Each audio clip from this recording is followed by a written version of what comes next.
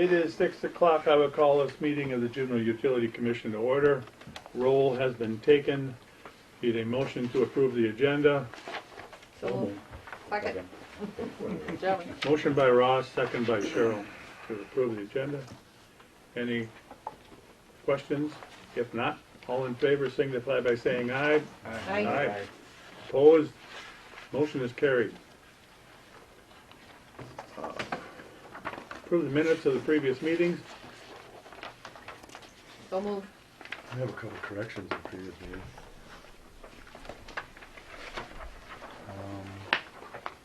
Back in my report where it says number 2, it says well is back online past rating test being used as backup. No, it is back online as of 3/24/21. And on number 6, Dodge County will be having parking lots repaved, checking condition of crossout storm. We're checking condition of sewers. Number 6? Yep. That's all I got. What was the first one? That was just crossing out, being used as a backup. It's actually back online as of 3/24/21. We're no longer using it as a backup. 3/24/21? Yeah.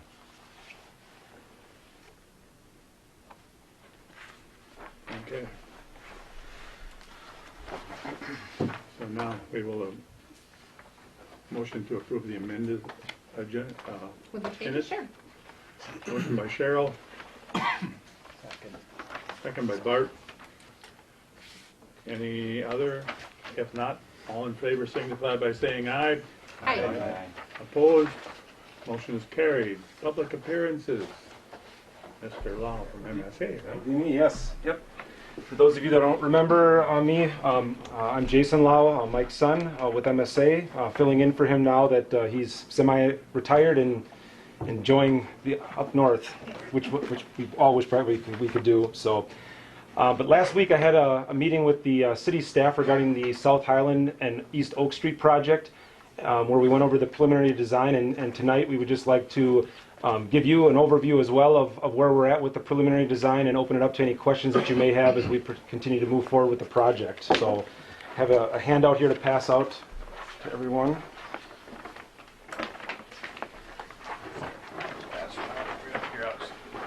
I'll just take one. If you want to take that stack and keep it moving. Thank you. Take one just to get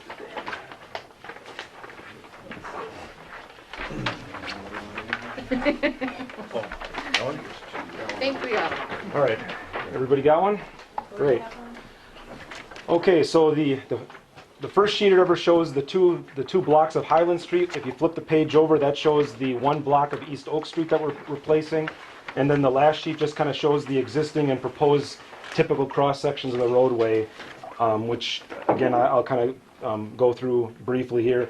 So the green lines that are kind of shown down the center of the roadway indicate the new sanitary sewer improvements for the project.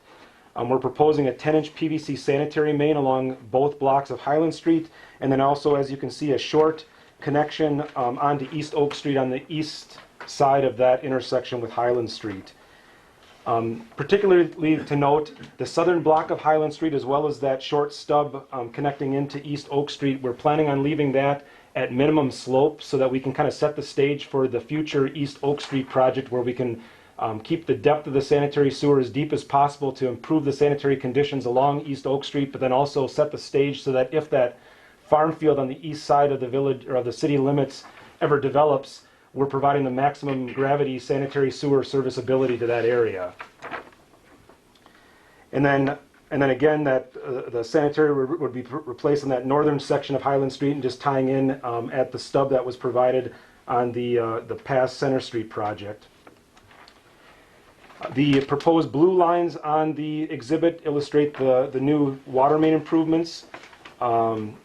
We're proposing an 8-inch PVC main along both blocks of Highland Street, and then again providing a stub connection along East Oak Street to again set the stage for a future replacement project along East Oak Street, where that 8-inch PVC main line would be upsized and continue to be extended to the east there along East Oak Street.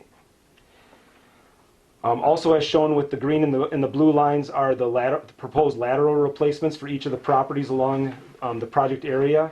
And you can see that the intention here is to replace the sanitary and water services from the main line pipe to the right-of-way line as part of this project. The magenta lines, which are primarily shown along the East Oak Street section, represent the new storm sewer improvements for the project. For the most part, it's just a replacement of the existing piping, but we are adding a couple of new inlets to the East Oak and Highland Street intersections. And then lastly, the black lines was kind of the gray hatching, which is a little hard to see because of the aerial, but those represent the proposed roadway improvements.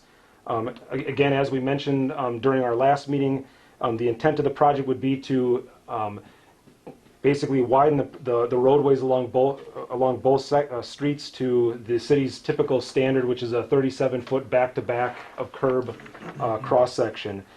So the roadway improvements would include the new gravel base, asphalt pavement, new curb and gutter on both sides of the street, new sidewalk along both sides of the street, and then the replacement of the driveway aprons as necessary to tie into the new curb and gutter and the new sidewalk improvements. So I guess that's kind of a general overview of it. What we're working on now is, again, trying to move forward with getting the design plans further along, and also striving for a public informational meeting for the residents along here towards the end of May, which we're working with staff on currently to kind of arrange a date and get notices sent out on that. Tim, anything that you'd like to add? No, I think you got it covered pretty well for him. Okay, and then obviously Nick, as part of his agenda item, will talk about the proposed electric and street lighting improvements. So those will be forthcoming here later this meeting. But I guess as far as the sanitary, water, storm, or roadway improvements, I guess, are there any questions? Jason, does this have parking still just on one side on the street then, or it's parking on both sides of the street with the? As far as I know, parking would be on both sides of the street. We're not looking to limit or restrict parking at all, which is also kind of the reason for the widening the street to the city's typical standard cross section.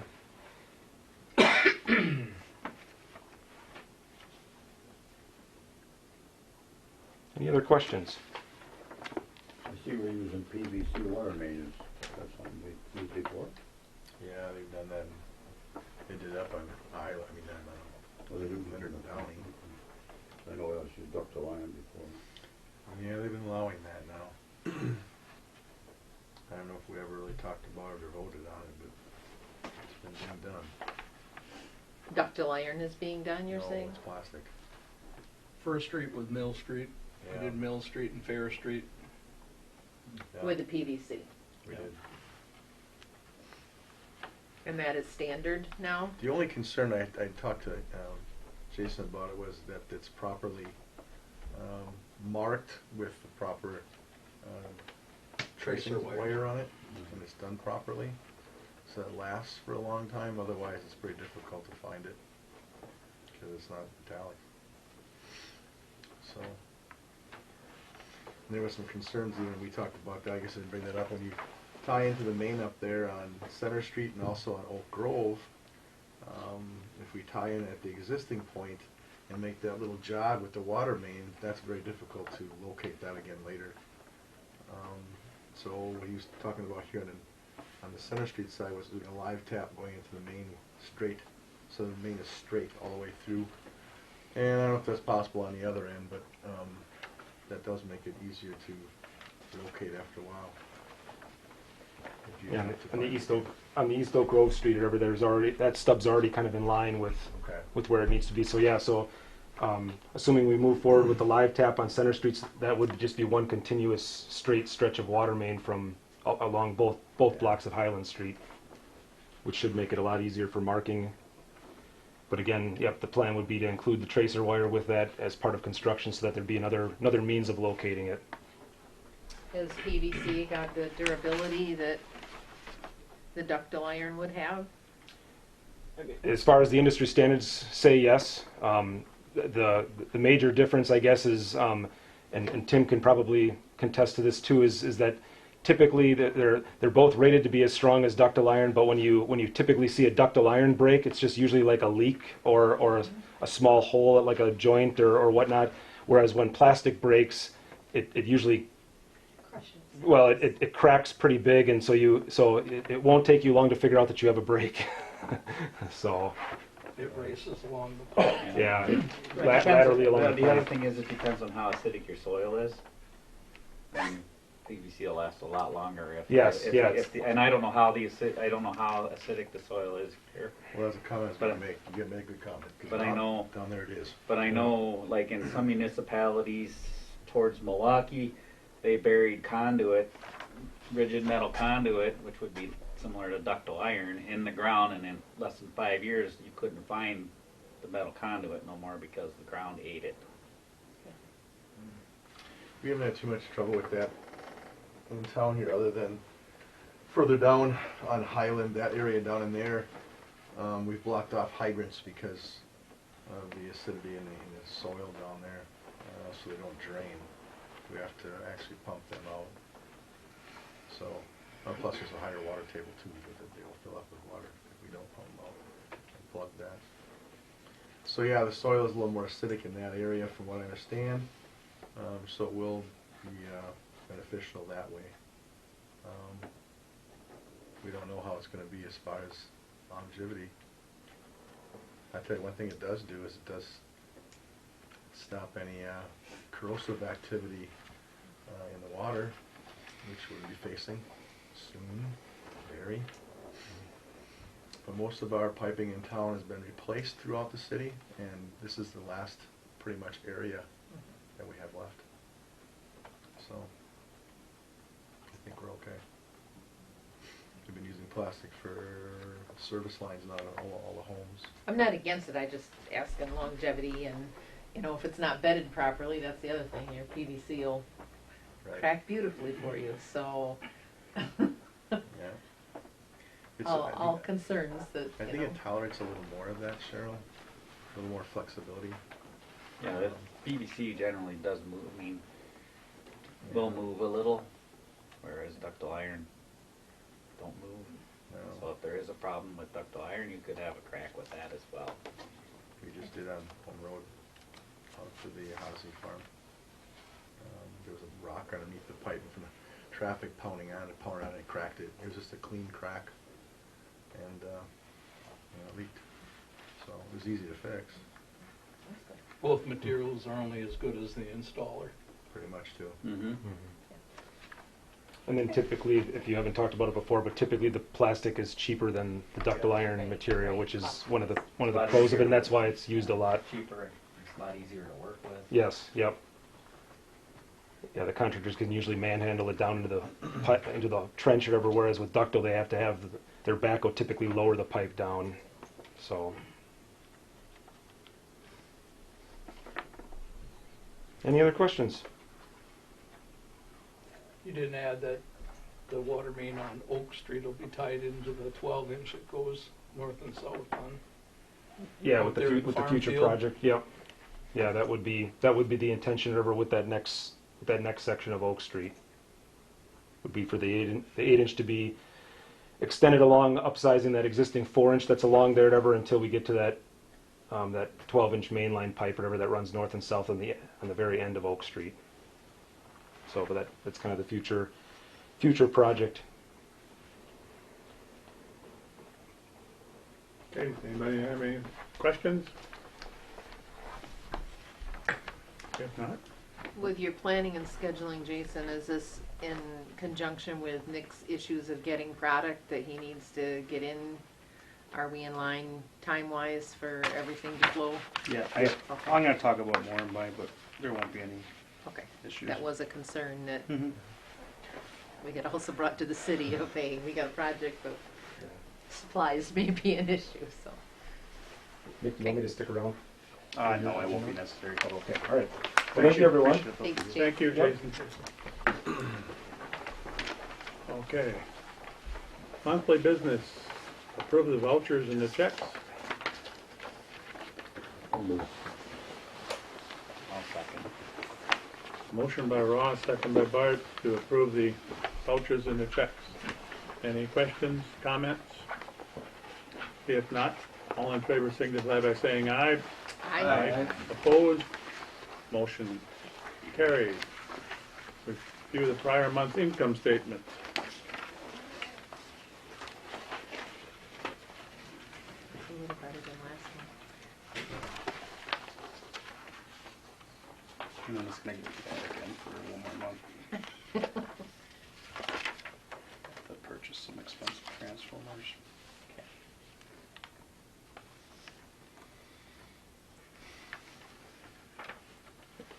Anybody have any comments or questions on the income statements? If not, we will move on to council acts affecting the utility. We just had the one that had the appointment to the utility commission for Cheryl and Dick. Yeah, that would be Resolution 1, 2021, appointment to committees. And it's nice to have you back, or still here. All right, consumption and loss.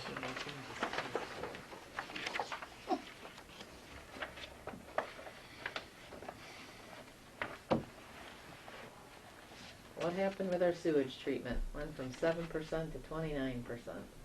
Infiltration.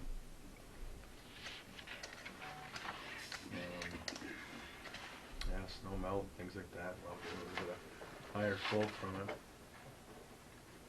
Look at my water though, Cheryl. Yeah.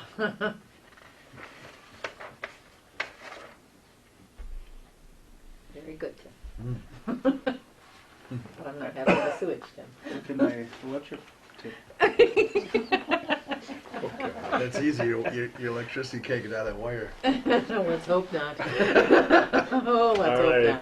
hope not. Any comments on that other than the one we had? There's nothing else that you can think of as far as what's going on. I mean, snow melt and that, we haven't had a lot I in think- February that we had a huge amount of snow and, I think when we get those two streets done, you're gonna see a major improvement. Okay. Review totals of delinquent customers.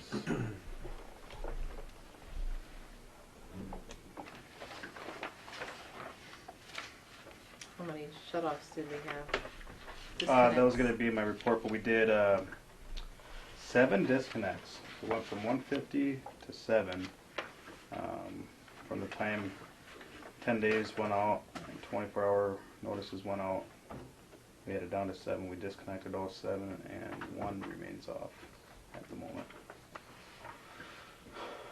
And that was $200 and over, and now this month will be $20 and over. So we try to take a, what's that? I think she's doing. Or $25 and over. That's usually what the utility standard is for the first month. Take care of the high usage, and then the following month we'll take a more, our lower outstanding balance to disconnect. So She ran the report, I'm sorry. you're fine. Go ahead. She ran the report today for 25 and over, and that would be about 160 notices, I think, that would be going out again. So hopefully we have the same type of reaction we had with the last notices. Did the majority of the people, Lori, make payment arrangements, or they came in and paid it in There full? were quite a few that paid in full. We only have, I think, maybe a dozen payment arrangements. It's not that many. For over a year's time? No, or it's for... anywhere from 3 to 5 months. It'd have to be, it was, latest was September. Thank you. Okay, anybody else have any questions? All right. Reports of officials. Lori, you're up first. We wanted to bring up the idea of changing our office lobby hours to 7:30 to 4 o'clock instead of 8 to 4:30. We're finding that a majority of the people that are contacting us either early in the morning or later in the day are doing it before 8 o'clock in the morning. they're either stopping by on their way to work or trying to get the phone call in or whatever. Most, after 3:30, we don't really have a lot of activity. So we were wondering if we could change the hours to 7:30 to 4. That would also meet the electric guy's schedule, especially during the, yeah, the summer hours with disconnects and all that. Yeah, so it actually line up for our disconnect period once we are on summer hours, that when we go home for the day, that the payments don't come in, so we're not putting our employees up for 2 hour, our overtimes for 2 hour, 2 hours of overtime just to reconnect someone that comes in at, typically it always is 3:30 to 4 o'clock, that people come in, so when we leave at 3:30, we're paying, our employees 2 hours overtime just to reconnect one person, where this would line up more with our summer hours, and like Lori said, hardly anybody comes in from 4 to 4:30. Yeah, I So don't it's think up for that would discussion. How does it line up with your winter hours? Because I would not be in favor of doing switch for hours of late. Of Well, I work. mean, and then it's only 30 minutes after we're gone. So instead of hour that we were gone, it's now just a half hour. So during the winter, actually would line up better yet too. And now with it being 4:30, by the time we get the call, we get the payment, and then we call them back and whatever. It's just kind of more of a hassle for these guys and us. But most of everything has been happening in the morning, more Yeah. so.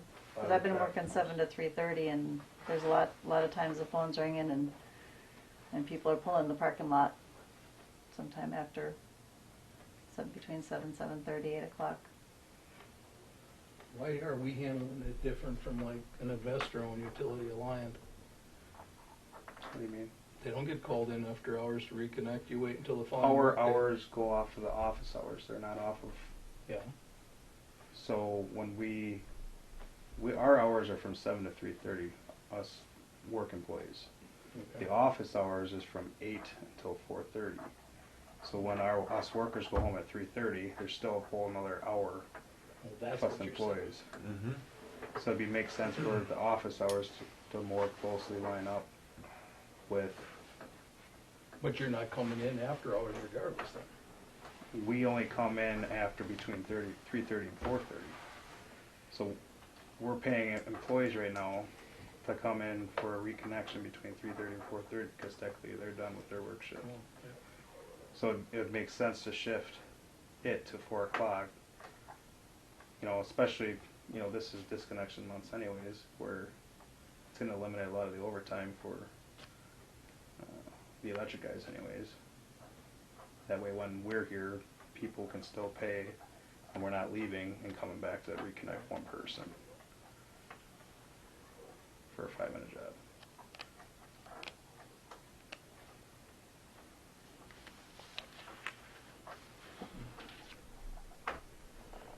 All right. Anybody else have any thoughts on it? In summer, you're working till 4, right? Yeah, so it would match up. Yeah. And then in winter hours, it doesn't really matter anyways because there's no Yeah. disconnection. What are your summer months? What months are your summer? Closest to May 15th, so it'd be that 17th or something like that. We'll start, and then that would be 6:30 till 4. So it's 9-hour work days, and then if you're done at 10:30 or 11 on Fridays. I think it's 10:30 on Friday. So how do you handle Fridays for any disconnections? You don't do anything? We don't. When people come into, There is no disconnections on Fridays. So we typically always do our disconnections either Tuesday or Wednesday. okay. That way all reconnects are done by Thursday for sure. Nobody's been out for more than 2 days. Other than we just had 2 that we just reconnected yesterday, and that was because of the eviction. Okay. So typically Kylie waits a full day and then we'll make calls to landlords. And then usually the landlord says, well, that tenant doesn't even live here right now. So But there's typically no reconnections done on Fridays. On Fridays, okay. I was asking in relation to people coming in, paying, and Yeah, needing a no, reconnection on a Friday, and they come in at 4 o'clock in the afternoon or 3:30, because, well, our Right. office is open, so Right, where no. are people? So, what is your pleasure? I'll make a motion that we change the utility office hours from 7:30 to 4 o'clock. I'll second it. Okay. We have a motion by Dick, second by Bart to change the office hours to 7:30 to 4. That's 7:30 a.m., I should say. Any other questions? If not, all in favor of the motion signify by saying aye. Aye. Aye. Opposed? Motion is carried. The other thing we had is the reviewing the scholarship applications. You guys all have a packet. We received 6 applications. I didn't include the front page of the applications because that had all the personal information. So there's a number in the upper right-hand corner that'll correspond to the copies that I have. What you do is read them over and then rate them 1 through 6, I guess. 'Cause that's what we've done in the past.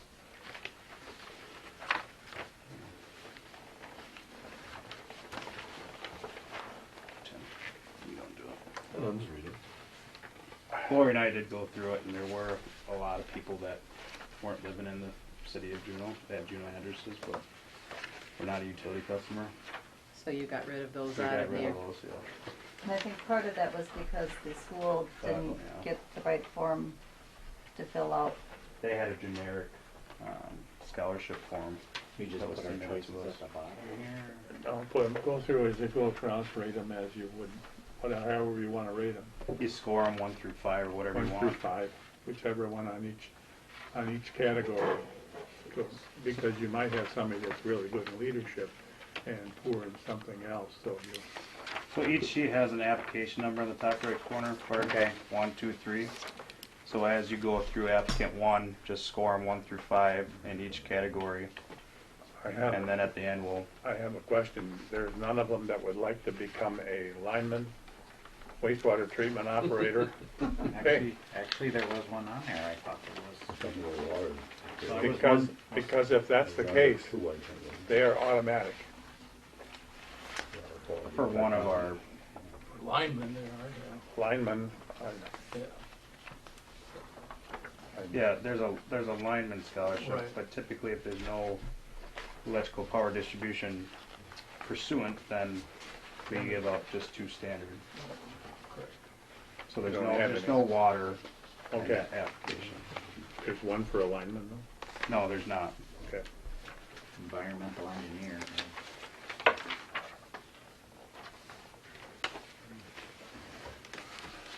Architect. There's one for water though. Hey.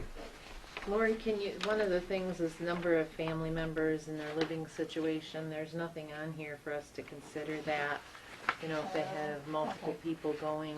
So is that something that you can, That's on the front page, yeah, I can, that you can share with This us? is- So yep, just not, again, not names, but right. I don't remember it being like this last year. We didn't have scholarships last year. What's that? Did we have any scholarships? We didn't have. We had like 3, but I don't remember the scoring sheet being exactly like this.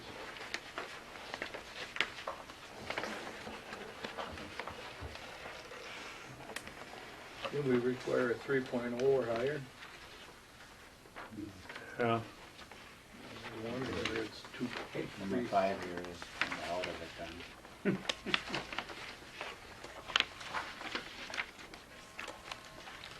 Yeah.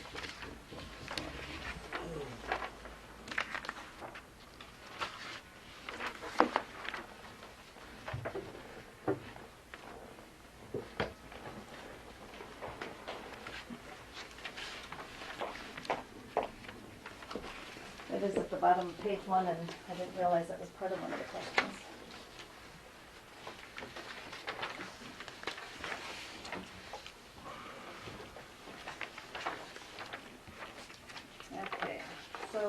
number 1 has 4 family members. And what else do you want to know, the mother and father, or what are they? No, just the number for Okay. all of them. So family members for number 1 is 4. Number 2 is 3. Number 3 is 3. Number 4 is 5. Number 5 is 6. And number 6 is 3. Thank you. You're welcome.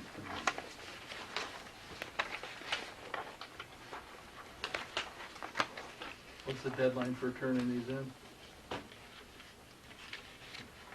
I'm sorry? What's the deadline for turning these in? Do they have a deadline at the They- school for these Yeah, it was Friday, or Thursday. of last week? Yeah, May 1st was the deadline.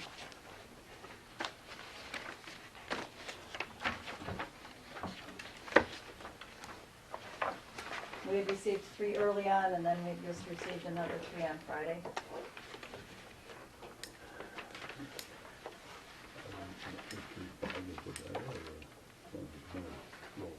Hmm? One is low. You do it by- Yeah.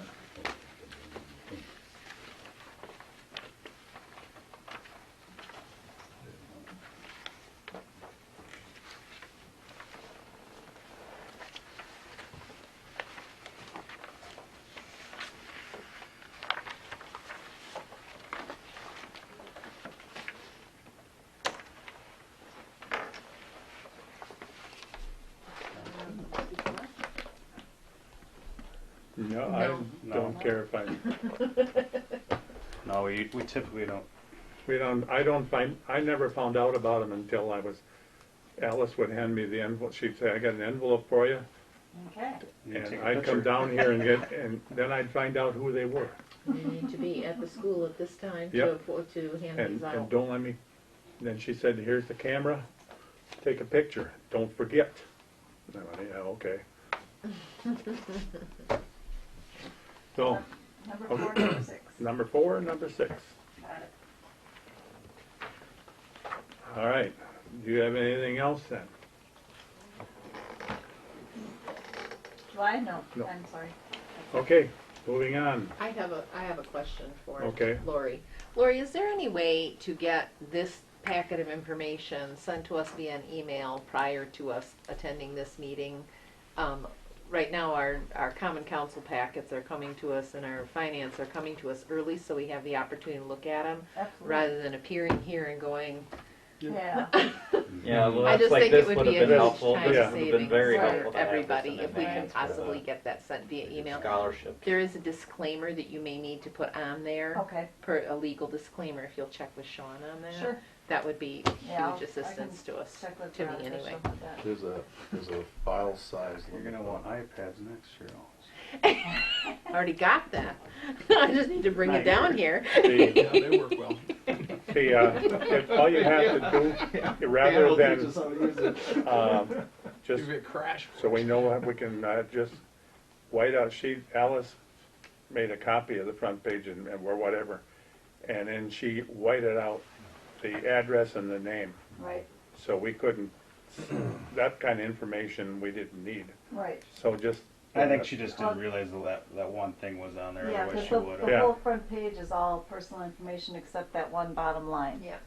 So that's why I took off the front page, but I'll fix that for next time. Something we can work on for next year. Yeah, Okay, and then as Put far that on as her sending out the evaluation. packet, then I wouldn't make any for the binders, you would bring them with you, and I'll just have extras in case you forget them, or, They would still need to be in the binders, I believe, because we don't have the tablets like we have at City Hall. Okay. But not everyone would bring it every time, Right. and, depending on where they're coming from, may not print it out. I like to go through it, and then I go through it again, yeah. just in case I make notes to Well, myself. and it's funny that you mentioned that because the first month that I did it, when Alice was training me, I was making the packet and getting it to send out with the agenda.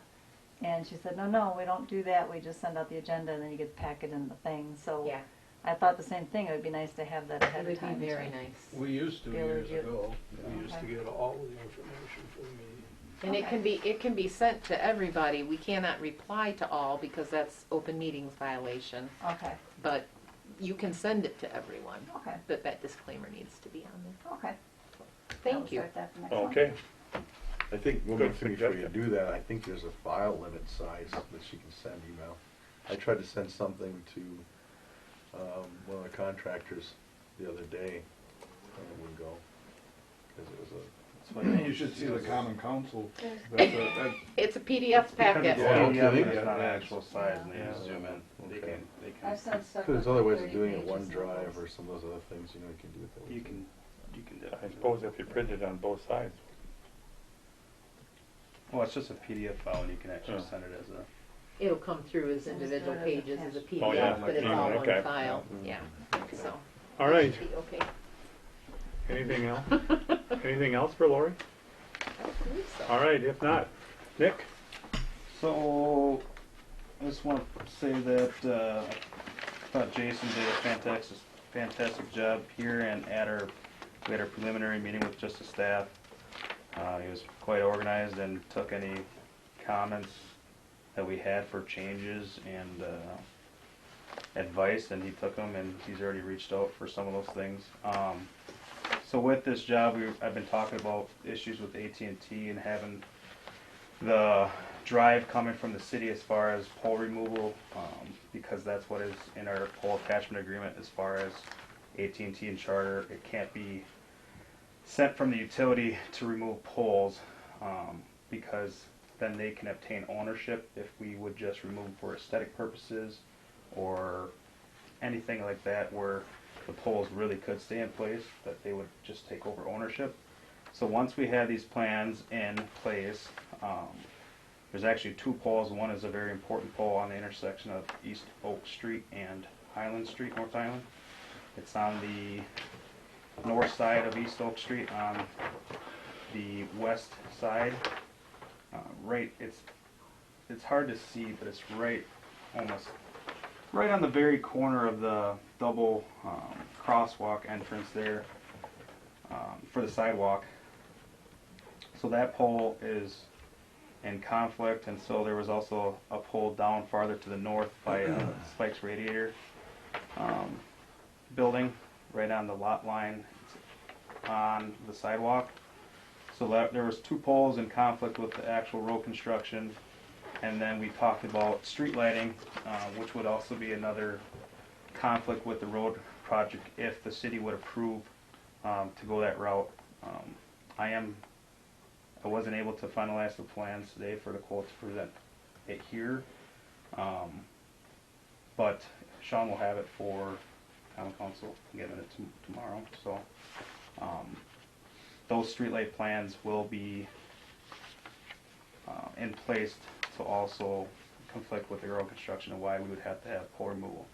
After our discussion and meeting with Jason and the other staff at Juneau, I did contact AT&T to let them know that there were issues with the road construction and that the city would be filing for the utility to remove the poles, and they had zero issues whatsoever. They said, oh, okay, we'll go join with you. So, Well, I had 4 conversations that went poorly with them beforehand, and now that I actually had some fuel, and Sean's writing up an official document stating what I just said, that they're requesting the utility to remove, and then the utility will be requesting AT&T and Charter to remove their telecommunications. There is a 30-day removal as far as when that document is filed to AT&T and Charter, which this won't be the case. I'm going to be communicating with them. This is going to be kind of a long process, as my utility poles are going to have to stay in place, especially the one on the intersection of the crosswalk. I already talked to Jason about that. This will have to be communicated with the contractor, and they might have to just hold off on that, pouring that sidewalk there until my job is complete. Then I can take that pole out, because that's a double dead end. It feeds both north, south, and east. So I need to have my whole job finalized, everybody energized before I can remove those poles. So that's just going to be me working with the contractors for the road construction, and as well as Cook Telecommunications with doing their boring and open trenching. So yeah, I'm going to be making those plans up. One of the suggestions that I talked to Jason about was having my plans being part of this plan. I don't have the software capability to do anything remotely close to this. I think some of you guys may have seen some of my street lighting programs I printed out, and it's nowhere near as detailed, seeing specific lot lines and how the overlaying conflicts with the sidewalk, the driveways, the curbs, etc. So MSA is actually going to be coming out and surveying. I'm going to be placing stakes out there where transformers are going to be located, our section cabinets, our cable routes and things like that. And he's going to be giving me that, so then I can show you guys exactly, this is the route that our new underground is going to be going, our streetlight locations, and so forth. And that way, it sounds like May 27th is going to be our meeting with the public. It's not finalized yet, but it sounds like what's going to be happening. So I would like to have that if anybody would like to see, exactly what's going on. And we're going to continue with the street lighting. Is going to be 186-foot spacing. There might be a little bit of variance in there with trying to get them to land on lot lines. We don't like to have them land exactly in dead center of a property. So that may shift, 4 feet depending on once I figure out spacing and divide up the lots and number of poles. So roughly 186 feet we'll do with street lighting.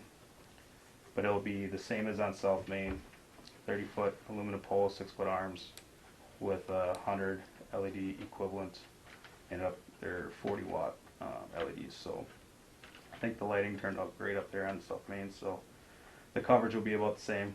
The lighting goes right behind the sidewalk on the side that the poles are located, and it gets just to the other side of the sidewalk on the other side. So lighting's not going in people's properties, which is, we got a lot of positive comments as far as that on South Main. So I will be calling out to get estimates. As we talked on our last meeting, we talked about the customer's meter sockets, that will be a utility covered cost, because the utility is driving the cost to go underground.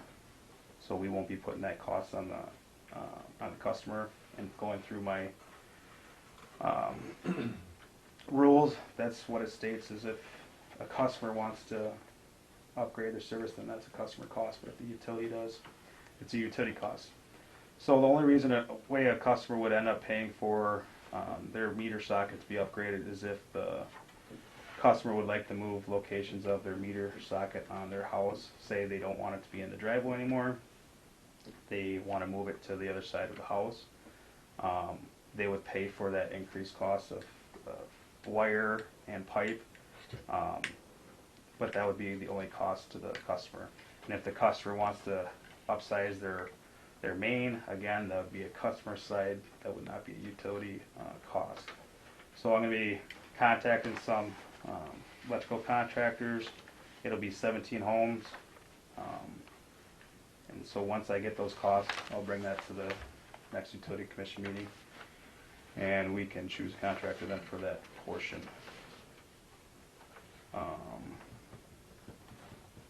As far as my budgets will be changed. We had other jobs that was in my budget for upgrading our old wire across town. We're going to eliminate those jobs, and that budgeted money is going to be going towards this job. Just because this wasn't something that we had in our plans for our budget at that time. So we're going to move our budget cost to this road project. And what is nice about having these two jobs happening, and that future job for doing East Oak is, like Tim said, they're our 2 oldest streets in town, and those would be our 2 last reconstructions as far as electric side. So it'll be 2 larger costs for the utility and the electric department side, but once these 2 are jobbed, there shouldn't be anything this significant as far as costs happening in the near future. It'll just be short sections of cable that's gonna be replaced and upgrading transformers, preventative maintenance stuff. So that's all I got right now. It's basically just updated information on the project and then moving forward from now that we have direction from the city to do that, and just communicating and completing the job. So once I get those bids, I'll present those in our next meeting hopefully. So that's all I had with that project. I don't know if you guys have any questions. The route's going to be, as simplified, as cost efficient, effective as possible. So there will be a temporary feed of a different direction to feed East Oak from the intersection east, that we will have to do, but that will actually tie into next year's East Oak job. So it's not like it's a wasted job to have that fed from a different way. It's going to tie into that job the following year. So Nick, we went on record years ago that in residential area, we went 25-foot poles, and main thoroughfares, we went 30-foot poles. What's on North Highland right now? Are those just 25s? on North Island. Oh, the new section of North Island? I would have to, Because when we set I can do our a- street lighting standard, for the thoroughfares, the connecting, S or W. But if you went down like on South Street, those are only 25-footers. And I thought the ones going out on North Island were only 25-footers as well. I can take a look at that. I know North Depot were 30-footers. Yeah, which is why I was that basing. kind of slipped through the cracks, I guess. I guess my only concern with going to 25, and I can look into it, is am I going to get the same lighting coverage where, this works out perfect where it ends right behind the sidewalk on the one side and ends on that side on the other side. I don't know if that 5-foot would alter my coverage as far as. You might not get as much reach, but like I said, we did set that standard, and it was, Okay. you're Well, following pretty close. It was always 200-foot spacing or the closest property line, Right. be able to get balance. You're never able to do it in No. these older neighborhoods with the 60-foot lots and what have you. And I think that's so. where I came up with that 186. I actually went to a lot of different streets in town Yep. and found the averages spacing, and obviously that just deviates as far as spacing with the lot sizes. But I could take a look at that sizing on North Island. I don't know. Yeah, I guess we'd want to stay consistent. Yeah, we don't want it to go up and down as Right, we're going on and the in the road. neighborhood, like, this isn't a main thoroughfare. No, right. So, lighting levels should be Yep. maintained a little bit lower, what have you. Yeah, I can look into that. And that wouldn't be a big cost. That'd actually probably be a cost savings on the city side, so I'll definitely take a look at that. The meeting that we had with Jason, I echo Nick's comments. He did a very good job. We've been pretty comfortable with Mike over the years, but obviously Jason's learned from his dad, and he was pretty organized with everything that he brought to the table. We kicked some things around, and threw him back at him, and he was open to just about anything. He was glad that some legwork was done already on the cul-de-sac at the end of Oak Street. Whether we get that accomplished or not, that's another thing, but Nick and I shared some ideas as far as his dilemma with circuitry and whatever on Oak Street, as far as like what he's telling you, it's gonna feed from the opposite end during construction or whatever to keep Oak Street up and running, what have you, so. But no, I was very impressed with Jason. He was, Yeah, like I said, he's really accommodating as far as, like Dan said, that cul-de-sac, I'm gonna be having to place a section cabinet down there, and he's gonna be able to go out there and place a stake where it's not gonna conflict with the future build of East Oak with the cul-de-sac location. Says the last thing I wanna do is place a cabinet and then find out that it's on the edge of the cul-de-sac and have to move it. So, as far as accommodation and open to changing processes or, adding things for the process, he's been quite nice to work with, so. But that's all I had with the South Highland job. If you guys have any questions about that. With my project update, we did fix the streetlight fault that we had in the city park. We did add a breaker because a portion of the street lighting in the city park wasn't breakered. It was actually being fed off of both power that feeds the concession stand, the bathroom, everything else. There was no way of isolating that other than pulling the meter out, which it was all labeled as being on the breaker, and you get up there and you test voltage and it's not isolated. So we did a lot of figuring out, and we didn't know if there was a breaker, if it was coming out of the bathroom or if it was coming out of the concession stand, but we did figure out what was happening. We did add a breaker so that we can isolate that section of street lighting. It starts at the bathroom and then goes out to Lincoln and down to your auto shop. So now that section is breakered. Been in contact with Automated Pet Care quite a bit. They should be finalizing their application for a new service. As soon as I get that new service application in place, I will be placing the transformer.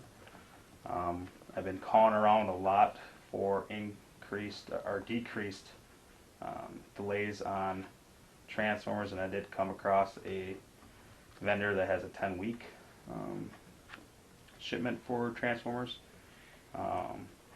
Those were GE or Howard transformers, which we have in our system, and they're good transformers. So we might be straying from the joint purchasing website to accommodate our customers, especially the size service that they're wanting to put in place. We're definitely willing to, as a utility, to get that done.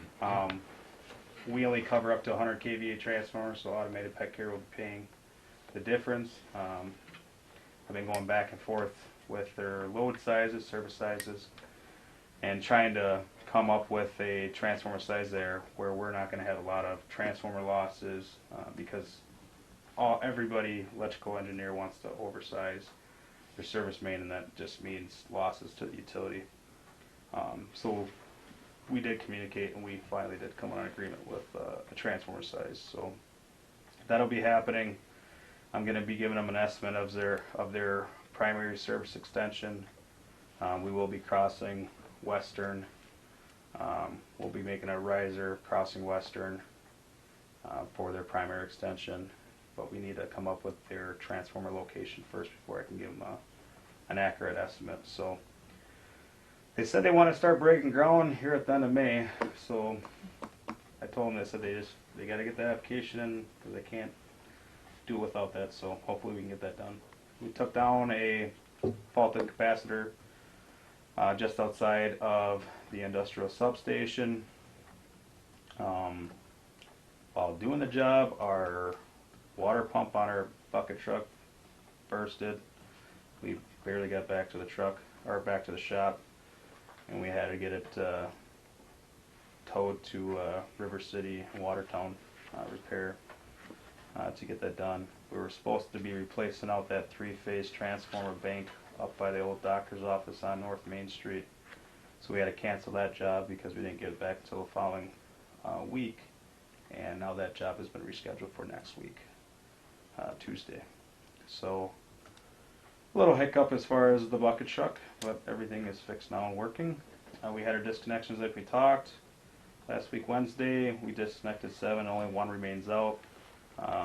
Kylie did reach out to the landlord, and the landlord doesn't even know who was renting the place, and so Kylie gave them the information, and he said he'd get back to us. So only 1 remains out, and like I said, we originally had 150, and we were down to 7 on disconnection day. And then I talked about our preliminary meeting that we had on the 27th, and that went well. So that's all I got. Oh, no, that's not. We did post for the part-time position. It's been posted at our MEUW website, or not our MEUW, but on the MEUW website, Moraine Parks website, and a newspaper ad. That was just put out Some of those were out last week already. Yeah, So, and then we're just waiting on the newspaper ad. It was finalized. I think you got the proof of. yeah, I got the proof today. So, that's what we got down during the interview. I will also explain that the job's also going to include working with the water wastewater department as far as entering homes and collecting that data. So hopefully we can get a couple applicants here shortly and have one to present to you guys for approval. Do you have a deadline date? Well, the official, what we put in, we kept it very open as far as will be accepted immediately until the position is filled. So we're hoping to get a couple applicants and move forward because we're already here in summer months and we want to. And where did you all post this? MEUW, Moraine Park, and then one newspaper so far, and we're probably going to put it on, if we can put it on a water site or something, maybe. It's on our Rural website. water. And it's on our Juneau website too, so. We're trying to avoid, we're not putting it on Indeed, not doing that, Yeah. especially for this kind of position. But the newspaper, that's really driven for high schoolers, parents that read those and trying to get the kids working in summers, so. But ultimately, we would like to have someone that had experience, but it's not required, and we'll see what we get for applicants. So, Okay. Anybody have any questions for Nick? Something that could be posted at the school. I don't see why not, absolutely, yeah. Send it to like a tech ed teacher or That's, someone that's, like that. that's one? Mm-hmm. Yeah, I can reach Yep. out to Annette or. I'll be sorry they didn't apply for the scholarship. Okay. Tim? Wastewater. Okay, DMR was submitted again on time, everything went well, we passed. We didn't have any exceedances this month. As I reported last month, well 2 is back online as of March 25th. An update was posted on our website about this and Radium update. I don't know if any of you have been looking at that, but I put some notices on there for people to see what's happening. Radium notices are sent out with the monthly billing and will continue until the well passes 4 consecutive tests, so we do one each quarter. Sample was taken at the wells recently, and I got the test labs, the lab results back, and it passed well below the MCL of 5. So that's the first quarter. We're doing good. The new HVA system controls have been installed and are working very well. They still need to install there's going to be an electric heating coil for to control the lab temperature more precisely when the boiler's turned off for the summer months. So in spring and fall, we don't turn the boiler on just yet. We have to maintain that temperature in there. It's very critical for her lab tests that she stays within a certain temperature range. So that'll be corrected with that. Visual Sewer will be televising Southwest Street and North Mill Street this month. That's in preparation for the repaving project that's going on in those 2 areas. North Depot and East North Street were televised in 2019. I reviewed that back then. I guess I must have missed one leaky service lateral, which I caught now, which is at 241 North Depot Street. So that's going to be relatively easy, and I'll have that probably repaired here either this week or next. I'll just have Recheck come and do it, come in and dig it up quickly and take care of it for us. So 241? Yeah. I would schedule our annual system cleaning. We always do a fifth of the town. It's usually done in October, November. I'm going to have it done this year in August. I don't like that in October, November. It's too cold out by that time. Really, I don't think we'll do as good a job of freezing their tail feathers off. So See if we get that done a bit sooner. I didn't do any televising other than those 2 streets this year because it is extremely expensive. And with the revenue we have right now, it's just not feasible. I think we already know which areas of town are leaking bad anyway, so we are addressing that with our street project. The first weekend of April, Cincy had some problems with their southern well. I noticed over the weekend that Municipal Well was there to repair a problem. On the following Tuesday morning, I noticed a large drop in our water tower at 7:45 p.m. on that Monday before, and Monday evening before, and so I called.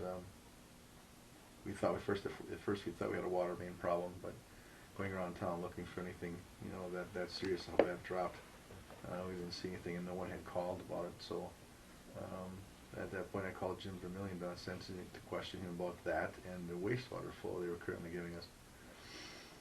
He knew nothing about using the water, so he said, "I'll call you back later." He apologized for that, not knowing anything about it. Later he called me back and said, "Yeah, they did. They tapped into it."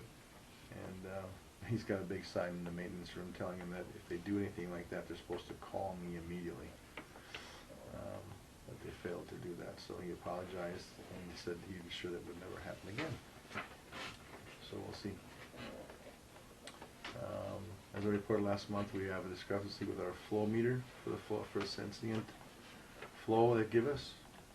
On April 12th, they had LW Allen out here to check and verify the flow data, and it's all correct. So basically what they did is they measured the water in the flume. We now, if you guys remember, we replaced that flume out there.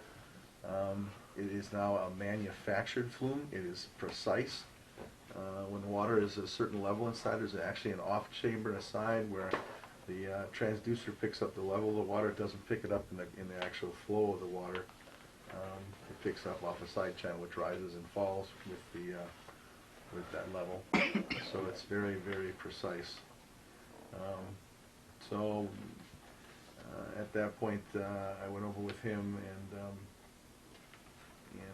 we showed him the data that I had collected and have been collecting into a spreadsheet.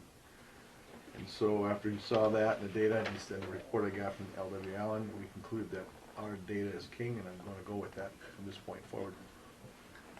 So the new phosphorus analyzer is working much better. We're in the process of moving the analyzer next to the final sample, as I mentioned last month.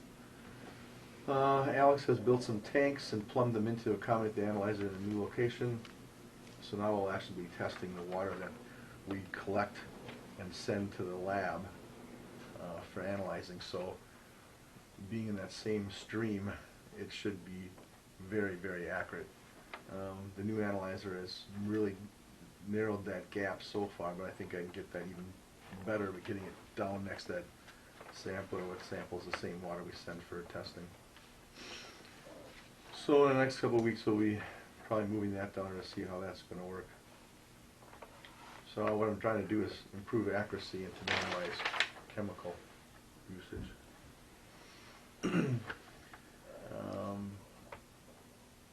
Our new system we've adapted for water meter replacement, calling people, making appointments with Kylie, sending some things out like that is working very well.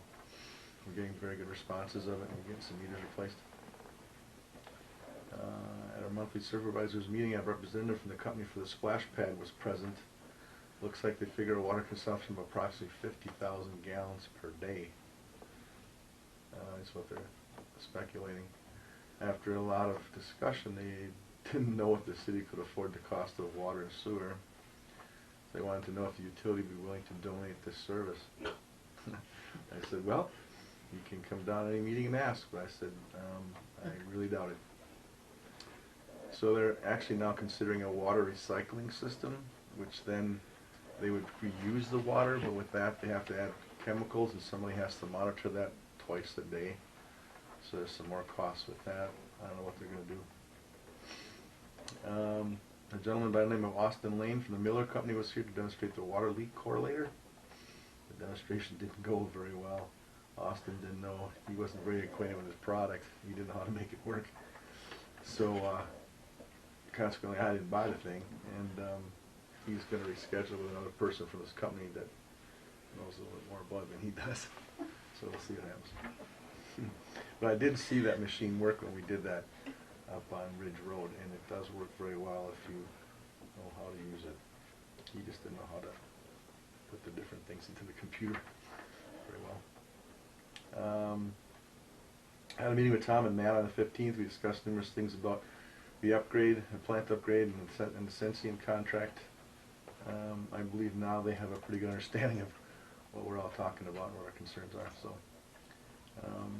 we're going to have a meeting with Sensient. They contacted or sent an email.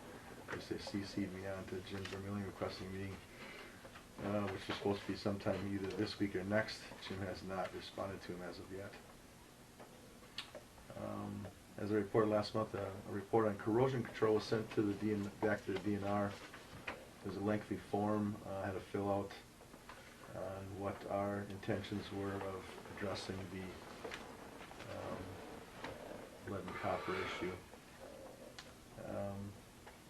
I had a meeting with Dave Jensma from Martel Chemical and John Strand, which is an engineer from CBS. He's actually a consultant for Chemical Addition. He works with Martel, so we had a pretty good discussion about corrosion control study. And I was thinking at that point that I could talk the DNR out of it, but they both told me I'm all wet behind the ears. I'm not talking them out of it. We're going to do it. But it probably won't be, maybe for a couple of years here. Like I told them, I said, in that report I sent them for corrosion control, I told them what we were doing with the 2 streets, removing the copper, the lead services that are still present in the city. And then with that summer help, we're going to go around and we're going to find any other stragglers that are still there and get those out of the system. And I was hoping with that would be probably enough and I could retest at that point. And their minimum detect limit, or maximum detect limit is 15. And they've lowered that down to 10. But I know most of the homes that we've tested that don't have lead services aren't anywhere near that. So if we get rid of them lead pipes, I think it's going to make a huge difference. And it may prevent us from doing this corrosion control. We'll have to see how that goes as time goes by. I've been holding some emergency operation classes with my staff on how to handle like heavy rain events. Some topics were deferring flow to excess flow basins, hooking up our trailer pump to save the plant from flooding out, power failure response for the plant, and lift stations hooking up and using portable generators and pumps at different locations. FE system, I just had some issues with our FE system again, which that and the phosphorus pumps kept me from attending that meeting the other day. I've got people that I have to be with in order to be able to take care of these things, otherwise it ain't happening. So the FE system's alarms how to bypass and repair the system in case it happens. Raw pump control failures, just then a few problems that can occur that have damaging outcomes if not handled swiftly and properly. That's about all I have. The other thing we did have on the agenda was discuss about Lift 2. I have not gotten any more quotes from Sabo. They still haven't gotten back to me on that. The other contractor I guess I could get involved with it would be Crane, and see if they'd be interested in giving me a quote on doing it. I was thinking about that the other day. I just wonder if the depth of that vault is deep enough. I have to do some measurement that way. I was going to get up there today, but it was raining. I didn't want to go out there today to do it. So this is making sure that vault right now with all the stuff in it, right now the mechanical pumps and pot and all that stuff is deep enough to be able to accommodate putting pumps in like that and changing it over to a traditional lift station. I think it's going to be, but I'm not 100% sure of it. So I was going to do some measuring, make sure, because we don't want it to back up into Grant's basement and have that problem again.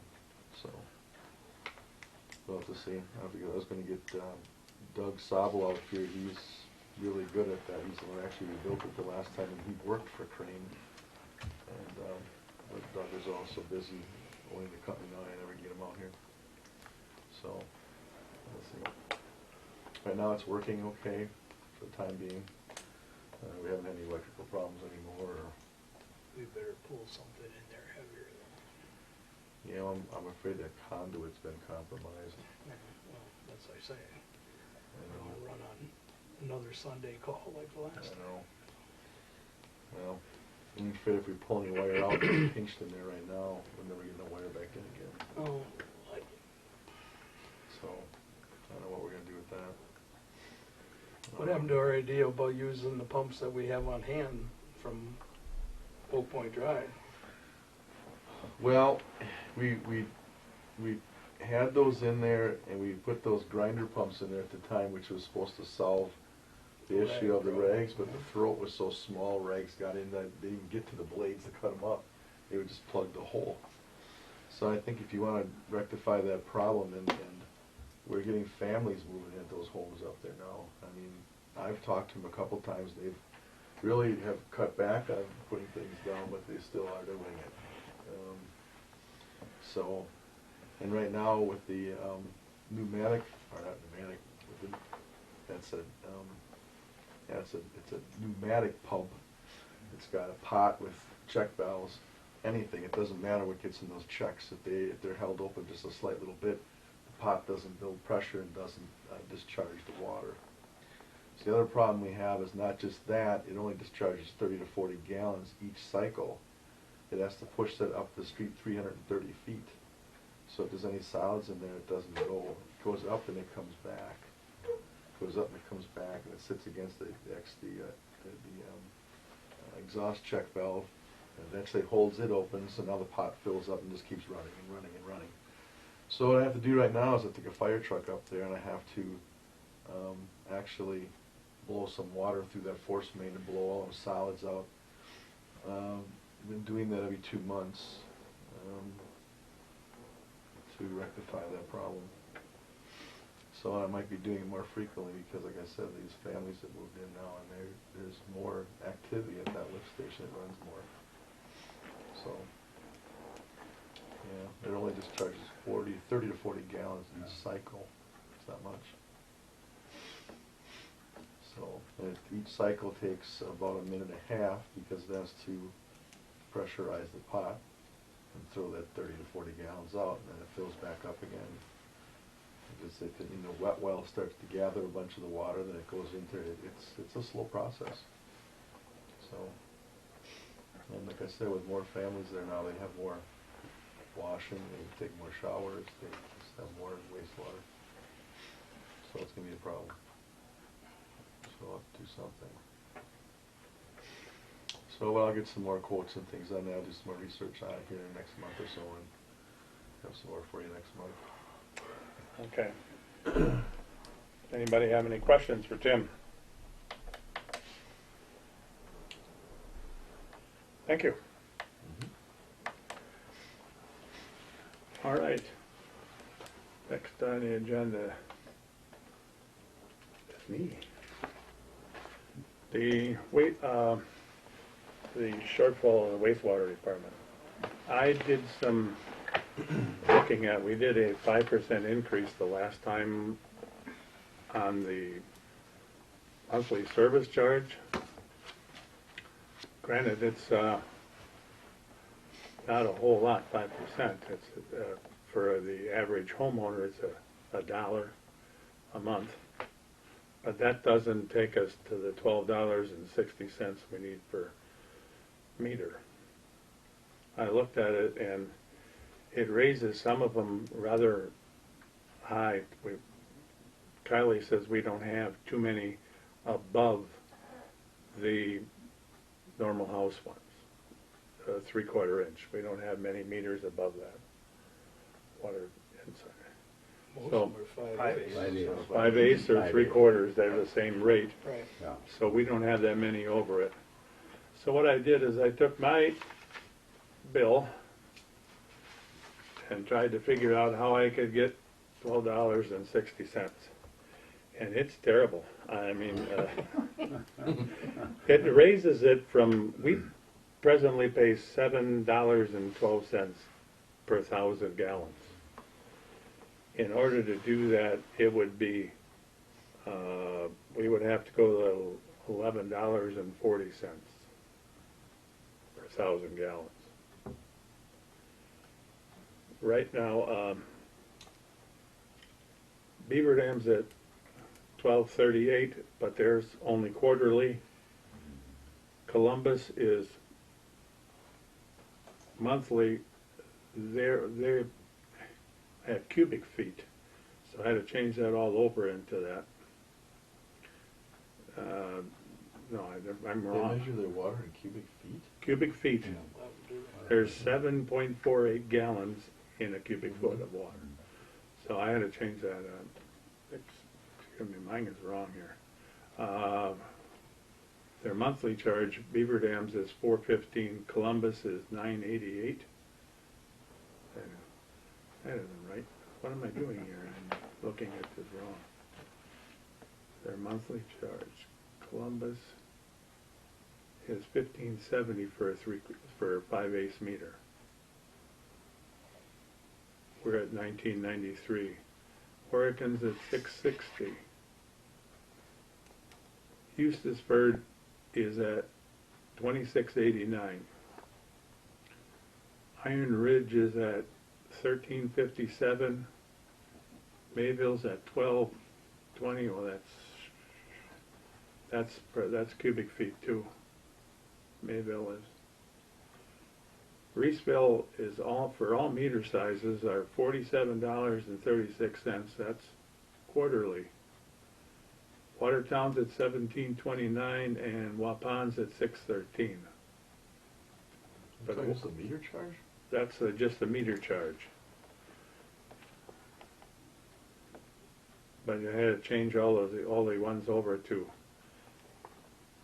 from cubic feet to 1,000 gallons. Then it's the prices look a lot differently.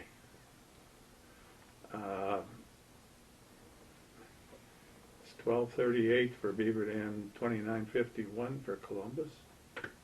Hang on. Now, Mac, that's the meter charge. That's not the cost of the water. This is the cost of the water. 29? No, okay. What the heck? I did something wrong when I calculated here. I forgot to write down what it was. But I looked at ours in order to, I mean, for $11.40, that brings us to a little over $12.60 on my bill. Mm-hmm. So I don't know how anybody would react to an $11.40 per 1,000 gallons. If you know how many gallons roughly you use, it would change my bill from 21 to 33 something. This is purely for taking care of the debt that's out there. This is not in relation to the new wastewater project. No, does not. This is to repay it, to get that $140,000 of shortfall. I Or mean, your construction projects for these two streets. Doesn't include that either. nope, Correct. that's another probably $12.60. I did a check on this a while back too, and the only one that was higher than us was Eustisford. Everybody else was lower. They are. Roughly, yeah, roughly speaking. I don't know why but I did wrong. But I looked at it I calculated out a 5% increase in the meter. It only brings you into the monthly charge, only bring you up $1. And we're already high. We're already Compared to our neighbors.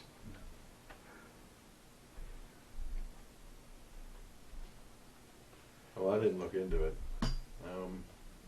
I haven't But I done don't, a I little don't water. think we're the highest ones out there. I just don't. And if it's paid quarterly or whatever, it doesn't really make much difference. Well, It's still, We just break that down by 3. it down Divided by 3. Yeah. We were second or third highest against everybody.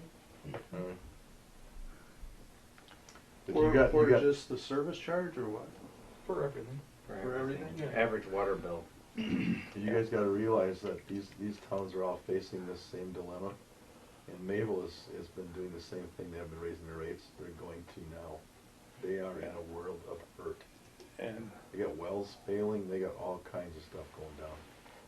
and Waupun has their drying, or they take waste in and dry it and do whatever they do. So that's a money maker for them. It is right now, they're doing the Clear system. And That's if that system, if that continues, to be able to sell that algae that they're producing, we'll see. Beaver Dam was looking at it and they backed away. Because there's no concrete proof that that is going to be there for any duration of time. well, Waupun just got a grant. They did, that's a $30 million project. Yeah. Yeah. And if that goes south, Well, the greater number of users you have is to your benefit. Oh, right. Because It that spreads it. breaks down the cost proportionately and what have you, and, yeah, the bigger you are, the better off you are Yeah. in that respect. So, like a Waupun and Beaver Dam, they're always gonna be way ahead of us. And even somebody like Mayville and Horicon, you know, they're double the size. Mayville's double the size of Juneau. That's where you gotta start looking at your industrial users, making them pay their fair share is what it boils down to. You know, that's where you gotta play catch up, you know, and, Mayville's got a lot of industry there too, which helps their base rate for all sizes of customers. Yeah, I don't think you can compare yourself to like a Reeseville or anything like that, or even Hughesford isn't even comparable with their lagoon system, you know. They're paying top dollar now, and can you imagine when they gotta update their system? Well, people will be moving out of Hughesford because they won't be able to afford the water and sewer rates. I hear that all the time when I work over at Hughesford, you know, about how high their rate structure is for all three utilities. Their electric utility is higher than us too.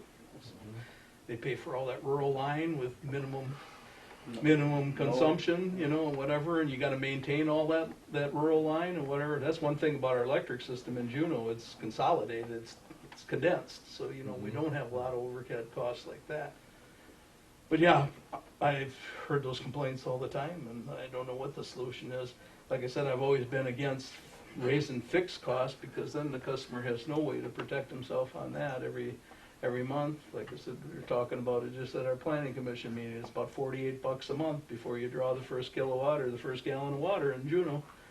You know, and say what you want to, people don't like our bills with all those multiple charges on there. You know, I think they'd rather see a bill like Alliance, where they don't have all that description and all that other stuff on there. You know, it's kind of the bait and switch game, but I mean, sometimes too much information is bad too, you know, for the consumer. What have you. Their Alliance bill is pretty basic. You know, this is what the kilowatts you used, and well, we've all seen Alliance gas bills and whatever. Their electric bill is very complicated. I mean, it's one of those things, I don't know, when we get the Sensient contract and see how that works out. I mean, yeah, there could be some savings. How soon is that to be completed, our Sensient contract? Because I feel now like we're just dragging this on, and with Sensient not replying back to us, they're like, gotcha. And I still feel like I'm playing gotcha from them, and I don't think that's right either. well, Cheryl, all the talks were going very well, and I think right now what's going on right now is, I know Jim had gotten his vaccination shots. He was pretty well under the weather or something, and that's why he didn't get back to him right now. So I'm not too concerned about it. They're pretty good people to work with, the ones that are down there. They're not trying to do anything like that, in my knowledge. So we'll see. But I knew this was going to take time. I wish we'd have started on before we did. Started on 30 days before it was going to expire. Okay, so what is our end goal? I guess that's where I'm coming. Where are we looking to say by the 1st of September we finally have something in place? Or, I mean, I personally am like 1st of June would be real nice to have a contract in place for them, because as we've said, we're bleeding here. And then you tell me that they've hit our water tower. I'm like, okay, Yeah. how much more are you gonna take out of us? They did, but they had a well problem, so they had to use our water for a while. So it really didn't hurt us other than that. That's I saw metered. It was metered, so it was. Right. Yeah, so it was kind of disturbing a little bit when I saw that large drop in the graph. Well, we've been talking about this contract for a long time. Mhm. And I guess that's, can we push and say, we want a contract, we want a signed contract by this point in time? Because we're already over a year's that. time with that contract. Tom is going, you know, fast forwarding right now, so I mean, he's got the things he needs. So he wants to get this meeting with Sensient to, you know, put things down in writing, so. I'll say exactly what you said. I felt like that last meeting we had was exact replica of the meeting that happened Yeah. how long ago. I mean, that was my feeling about it too, so. Have we we're put any- treading water. Have we put any deadlines and said, we want some measurables? No, we When have you do a not. project or a plan, you have measurables and you have, We have not, so that's something the commission has to do with him.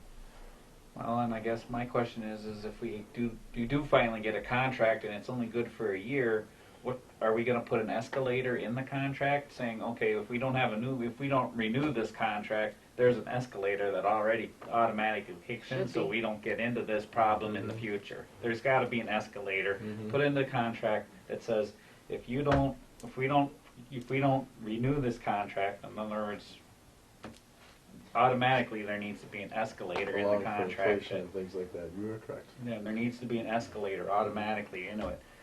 That Who it from- goes, I'm sorry. that protects all of us that live in the city that are on the residential line of this, that are gonna have to shell out if they don't get if they're not paying.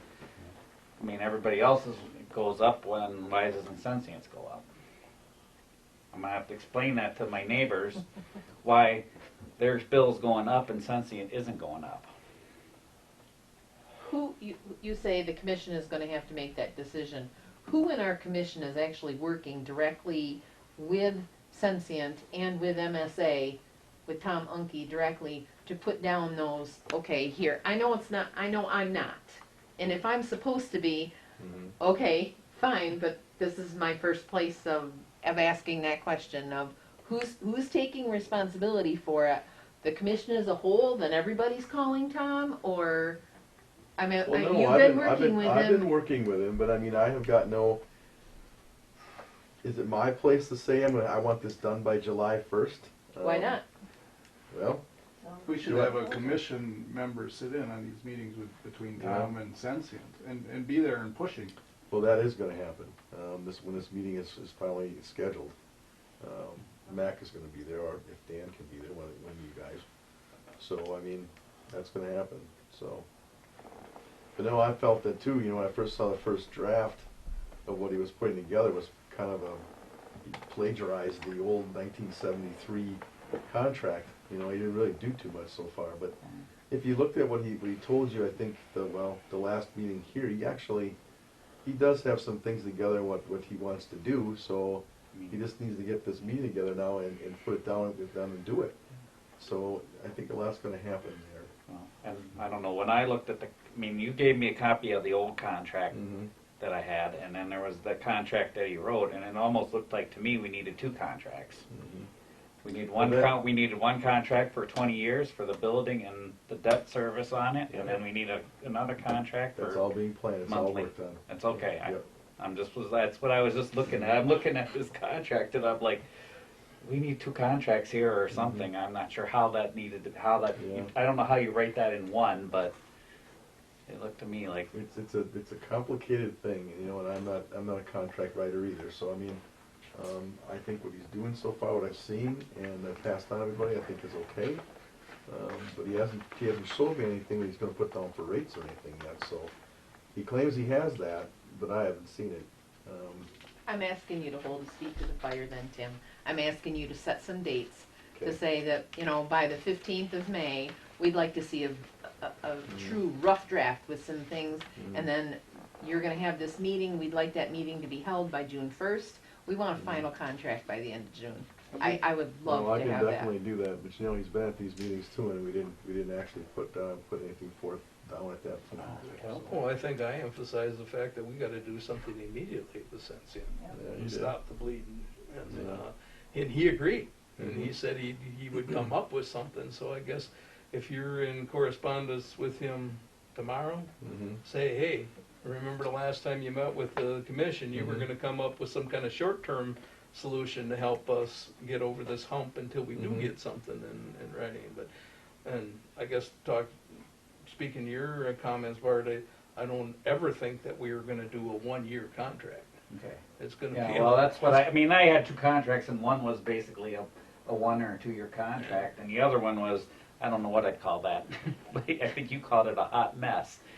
And I just looked at it, and I'm just looking at what we had here, and it was like, to me, it looked like I mean, I didn't know how long the contract was for. I was here somewhere, I heard 1 year thrown out somewhere, and I'm looking at a contract that was for 1 year with an automatic renewal for without doing too much, a renewal for another year is what it looked like was Well, there. all aspects of that contract is highly technical, and it's all based on growth and Mhm. suspect, more so than anything. Mhm. And then you throw the DNR on top of that to throw another Oh, yeah. requirement in the works and what have you, and adjust the existing requirements and what have you, which just makes, I can tell you, Bart, from my experience of being on this commission as long as I have, when you had just a normal updated contract with just tweaking the rates, it would take a year to get this thing passed. You know, if you started in January, if you had it by the following December ready for the new year, it would actually take that long, what have you. Of course, things have changed a little bit since the deregulation of our sewer utility. You know, a lot of times we had to jump through the hoops with the PSC and what have you. Now we short track that a little bit. Now we can raise it, we can do an inflationary increase. You know, public service gives us that right. They don't let you do that with water and electric, but they will do it with wastewater treatment. Lori, have we been getting an invoice from any of the work they've been doing with us? For, Tanuki? Yes. I don't believe I saw anything for that yet, no. I mean, I looked, you know, just my one talk with Baker, or Boardman and Clark, was like a 15-minute conversation. That was $64 about pool agreements. I mean, what are we getting out of him, and what are we paying for this long process where we haven't seen any? That was gonna be my next question too, where we stood, because we gave him a time and material contract to do this, rather than being nailed down for a dollar amount, and maybe that would have sped things up if we were nailed down for a dollar amount. Is he But- waiting for something from us? No, I don't think so. I think it's just a matter of hammering down an agreement with Sensient. I don't think he wants to put a lot of paperwork all together only for them to scream and holler and hold their breath, you know, and But if object to it and what have you. To the nth degree, I think he wants to have some kind of agreement before they get to putting an agreement down on paper, something that both parties can live with. Mhm. That's what Didn't this he say meeting that in will his partially last be meeting, about. when he came to the last meeting, though? He said he had a good phone meeting with Yes, them that he and did. that it was. That he did. And he did assure me that lot. he would come up with something to hold us over the interim until we've got an Right. agreement with them and whatever, so. And speaking of your statement, Mac, that was 5% with another 5% the following year. Yeah, We so did, you're- we did a 10% increase there, and So then it you're was a looking- 5% back to back, because we didn't want to hit the public with a double-digit increase all in 1 year. We wanted Tell to you, the ease the little old pain a lady little next bit. door to me, not happy. Yeah, I know where That was before I was on the utility commission. I heard about that. you have to get to the point after a while, you get complaints, it's part of the job. Oh, I understand. I But you understand just that. gotta, I wasn't even on, and she was complaining about it. I I'm get just to like, the- I it is do- what it is. I understand that there's stuff, everything's going up, and I'm here to tell you, it ain't going down anytime soon. I'd like to say it's like listening to your wife talk, it just goes on stuff, but Well, you can't do that. You have to acknowledge that they have a right to complain.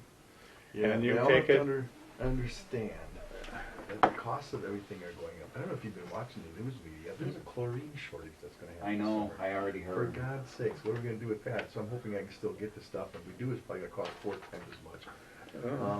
A lot of Gasoline's these gonna go up to, shortages are man-made too. yeah, gasoline's gonna go up to $5 before Stop summer watching the going. news. It's, Don't depress everything me, goes, buddy. I already know. So Don't live in Who's fear. following up with Tom then? Exactly. well, I am. I mean, I've been waiting now because Good. Sensient is supposed to get this meeting together. That's the next step. Well, I mean, Call them every other day. there's gotta be a little bit more pressure. I mean, I Well, we guess, didn't set any kind of a timeline. We The other could- thing is, you know, there's a lot to this contract, as Dan's trying to explain. This is not something very simple. There's the DNR involved, there's the PSC right, but how long involved. have we been in there's this process already though? Oh my God, this stuff doesn't take a day.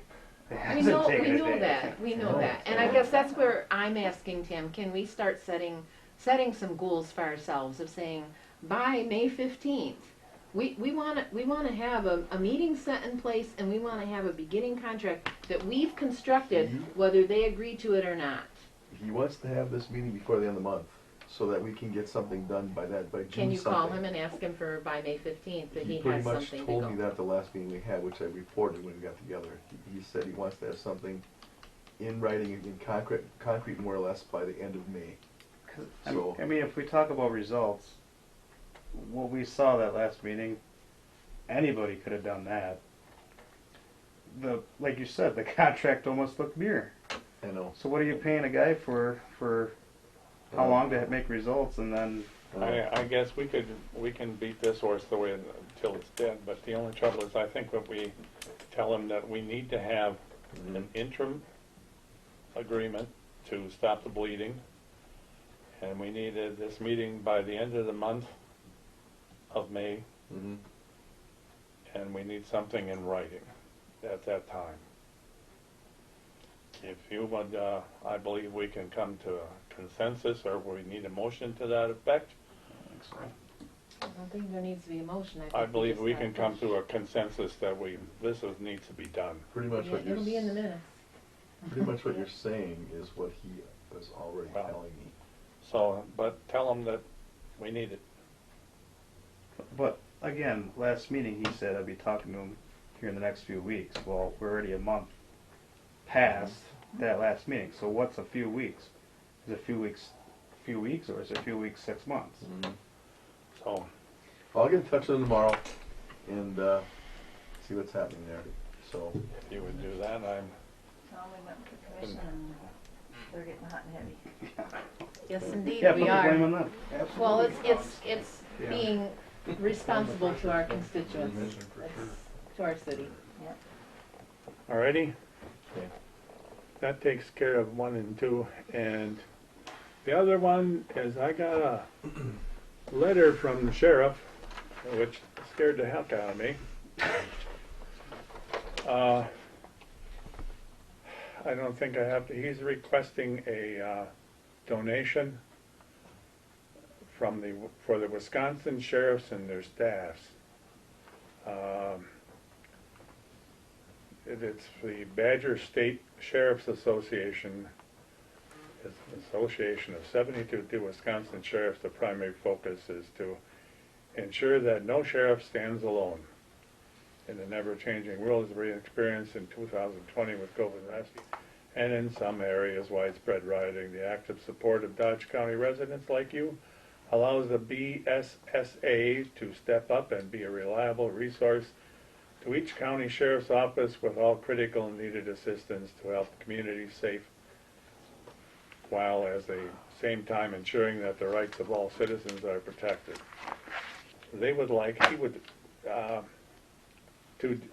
would become a member of the BSSA for $50. And I believe, and as far as the membership card and a bumper sticker, if somebody wants it, they can, that's what they're giving if you donate $50. That's a business membership. So, What does that $50 actually go for specifically? For staffs. Sounds kind of political to me. yeah, I'm at the point where if we're bleeding money for a sewer, I'm not all that interested in giving 50 bucks. I Those would, guys call every year, the Sheriff's Association, you get a phone call from Oh, them yeah. every year. I always say I give locally. So, I mean, but if, it doesn't seem, it's rather vague what the money's gonna be used for.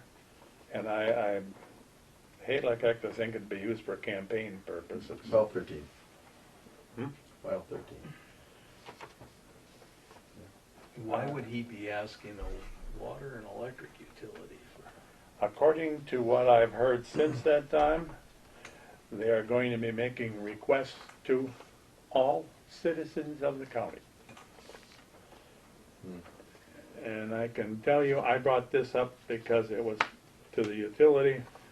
I'm going to tell you what I'm going to do with mine too. What I do with most requests for when you want money. File 13. File 13. So it is your pleasure. I brought it. Yay or nay?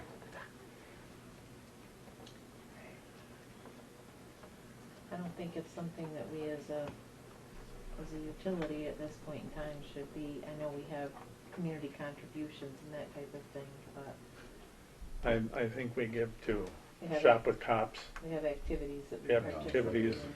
Christmas lights. Christmas lights, we give to other many different things, so I also think this is a very personal thing. This is not something that we as a committee should be, I don't believe, handling. There are some people that are for, there are some people that are against, and in order to represent well our community, I'm not sure that that would be a good choice, regardless of where we stand individually on okay. that subject. So I am not in favor at this I'm point. not in either. time. So I'll make the motion. We No, Do- it just dies for lack of. dies the lack for a motion. Yeah. You Okay. don't put a negative motion on the floor. Okay. Mac, can we bounce back? You said it's just discussing the wastewater department shortfall. Lori, can you reiterate, or even Dan or Mac, Bart is new.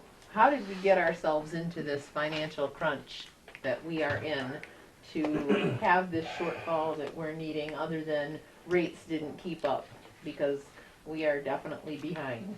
Well, Lori's at a disadvantage on this Yes, one. she is, but she may have the book. I have a couple of And numbers, but I other can than that- honestly say it shocked me to find out we were in that far. But apparently, when projects were done, the water and the electric department loaned money to the sewer department to take care of their part of it. This was all kept within the house, and the auditors came up and said, you can't do that anymore, you gotta straighten this out. And it came to the point that at that time we were almost $500,000 in the arrears. So we have caught some of it up. Very little. Very little. Okay.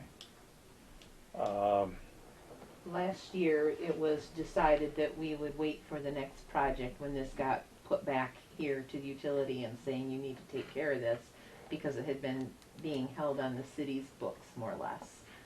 That the city, the auditor said, can't do it, you gotta move it back. That it had been decided that we would roll that into our next big project. But I don't know that any of us realized how big that big was that was gonna roll into our next big project. So we haven't had a big project until now we come with the sewer redo, and now it's like, oof, this is more, and again, we have to stop, we have got to take care of this. Yeah, well, see, the sewer project is on Highland is $162,000. No, that's not a very big, that's not a very big. I think Cheryl's pointing toward the. He's talking wastewater about plant. the I'm talking the wastewater plant, wastewater Well, plant, yes. that one, yeah, that Yes. one. Yeah, that one. Bottom line, what Cheryl's saying, we gotta get caught up with existing debt before we can think about entering into another $10 million debt for a Yeah. treatment plant And- upgrade, you know. We lost 139,000 something last year. Just in the normal Utility sales. utility sales for the sewer. So, I mean, It's continued to snowball on us, is Yeah. what's happened, So, and, yeah, there's a lot of things that contribute to it. One, Yes. sentient. Two, yes. loading money from other departments, not paying it off. Three Well- rates, there's a lot of things. lot that things contribute. that add up to this. aren't they?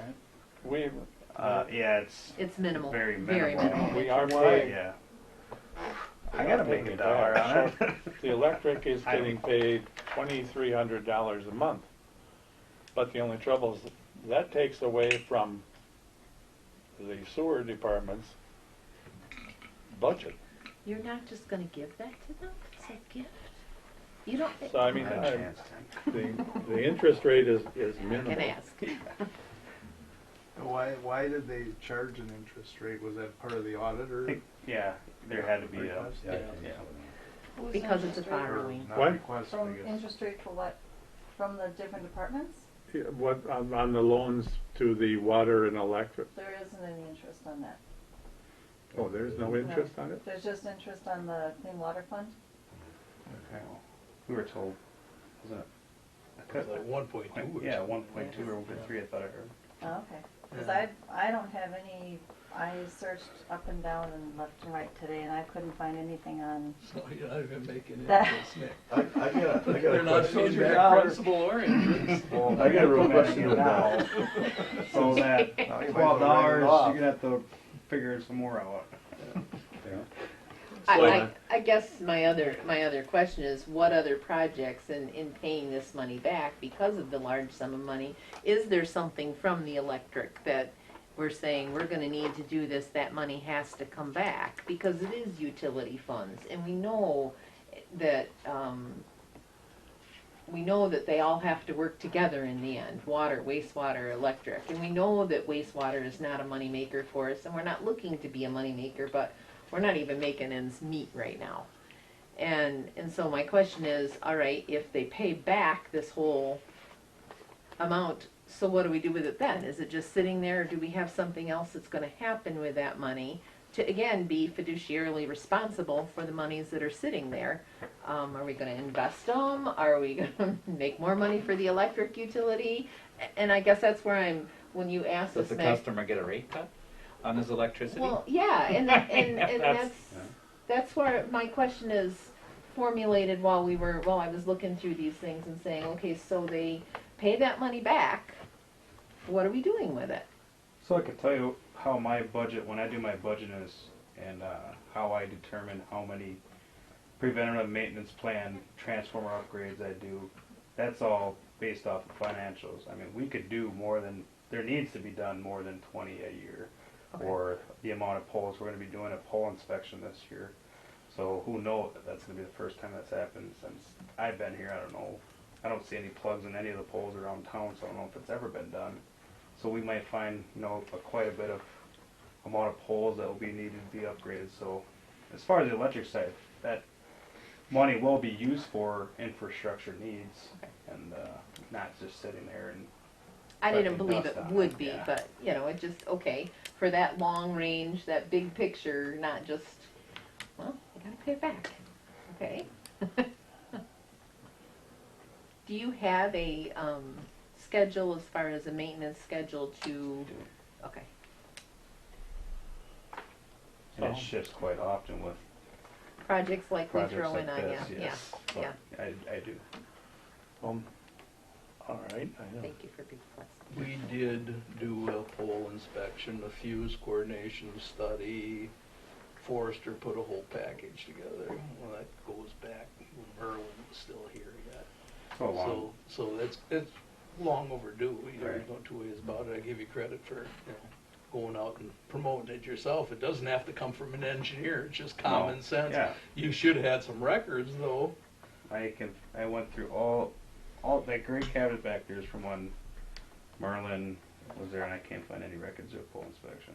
And I've contacted only 2 of the pole inspection contractors that WPPI offers, and they have no record of Juneau on their files. So, but that doesn't mean someone else was used for that. Well, obviously, Nick, you operate the electric utility way differently than we operate the water utility. We put money away each month into a equipment replacement fund that we don't actually dip our fingers into until a piece of equipment that virtually fails. There is no proactive stuff going on here. We replace a piece of equipment if it's so many years old.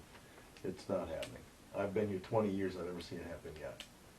So right now, I'm at the point right now where the plant is crumbling. Everything's going to hell. So there's not enough money in that equipment replacement fund to do what we need to do. So I guess over time, things like the grit washer, or if the bar screen, things like that get to be 10 years old, out the door with a new one before it gets to be a piece of junk and doesn't work anymore. We do that with our trucks. I mean, that's on a certain schedule where they get replaced, but even at that, we stretch those even out further because the trucks don't look too bad after 5 years, so we still keep them. So I mean, there isn't anything going on. When you're telling me you replace transformers if they get so old, or a battery in a piece of equipment or a vehicle after it's 5 years old, to get rid of it so it don't fail and leave you sitting in the dark. We don't do that, and unfortunately, we've done a lot of things. When Tim Hayden, I shouldn't drop any names, sorry, but when he was around, we guys all approved a plant upgrade study.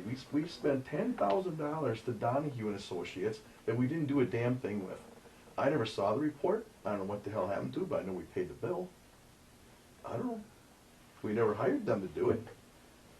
We bought a van that we didn't use, and luckily we got off one of that thing with our skin. I actually got our money back. That thing was going to be a big useless piece of junk. I don't know. I think there's been a lot of money spent that really wasn't looked at, and how we got in this hole. Just before my time, before I was here. Tim, how do we get how do we as a commission help you so that you can get into that cyclical thing? I mean, I don't know what the lifespan is on a grid or on the screen. I don't know that. And so what do we have for that replacement that we have to do? And I understand things change. You have to be flexible with those. You're right. There hasn't really been any schedule set up that way, and it should be something that should be set up, that this stuff gets looked at and gets, rehabbed or whatever over after so many years, so it doesn't turn into a major expense. We don't have any schedules like that set up. It's never been done. How can we help you to get that done? Because again, I don't have that knowledge personally. He essentially does have that. He's got a plant replacement account We that have a gets plant, replenished. yes. Nick doesn't have that. Nick Yeah. doesn't have a PSC No. replacement account. Tim does have. When the grit washer goes, It's more run The the press- failure. he's We've got done the More- failure. right. Yeah. This is more, the That's the DNR difference I was requires making. that, so he does have that there. It's just a matter of us pulling the trigger faster than what he'd like, or not as he'd like us to pull the trigger faster on this Yes. type of thing, but his money is banked. It's where there. where Nick's is not.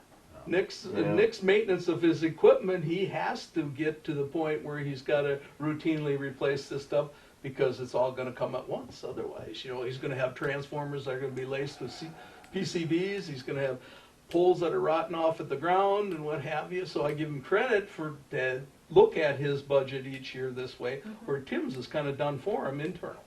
Yeah, more or less. Because there's money put into those accounts on a monthly basis. The DNR replacement account for all of his plant equipment and what have you. It doesn't replace the whole plant, though. There's no two ways about And that. the only thing we're looking at right now is why we have to spend this $11 million is because times have changed. The DNR is making us take out different things like phosphorus down to certain levels. And those systems cost money, and so do the chemicals. The other thing is our plant's not geared to do it properly anymore, to get VODs and things down to the levels that they want us to get to. Our tanks are too big, our process is wrong, it's not right anymore. So we're going to have to redesign this plant, and which is what we're doing. We're going to put this oxidation ditch in, which is going to change and turn this thing all around. Unfortunately, it's expensive. So, I don't know. I think we're all sitting around this table, Tim, that we'd like to take baby steps with that, but it might be too late to take baby steps. I don't know if you gotta go whole hog all at once or what have you, but we definitely need outside help.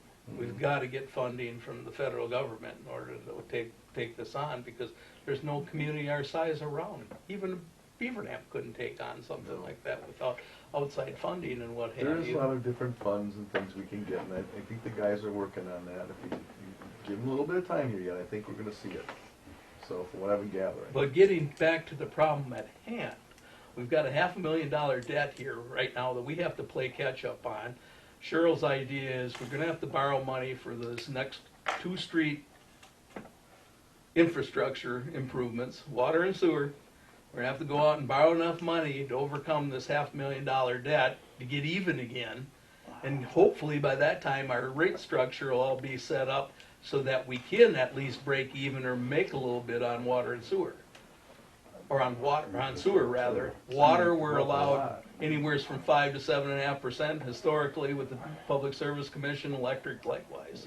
So we've got those two that are kind of self-sufficient. It's the wastewater that's always the slow brother that we gotta drag along all the time, but it's just a matter of life. Nobody makes money on water and sewer, but we gotta cover our costs. Nobody wants to live without the little brother either. Well, actually, if the sewer could pay back the water and electric, we only have to borrow for the sewer project. Not for both projects, you'd exceed that. Water would exceed that, wouldn't it? I don't have my detailed sheets on those, but Right now, the sewer department owes, no, I'm talking about the projected cost, Mac, for those two I don't see, upcoming. well, I don't know I don't have anything that goes on to East Oak. I mean, this one is 162, the electric department is 105, and water's 518. Those are thousands, by the way.